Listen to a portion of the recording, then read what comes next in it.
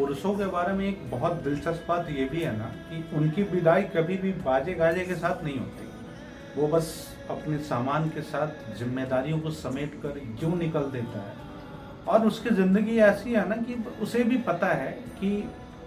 उसका निकलना बहुत ज़रूरी है। जब तक वो निकलेगा नहीं तब तक उसकी जो जिम्मेदारियां हैं वो पूरी नहीं हो सकती।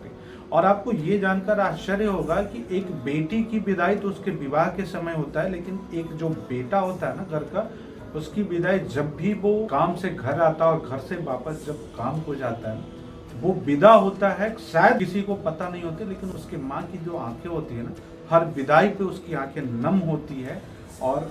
सच्चाई ये है ना कि वो माँ कभी चाहती ही नहीं थी कि उसका बेटा उससे दूर रहे। और शायद पिताजी भी कभी नहीं चाहते थे कि मैं उनसे दूर रहूं,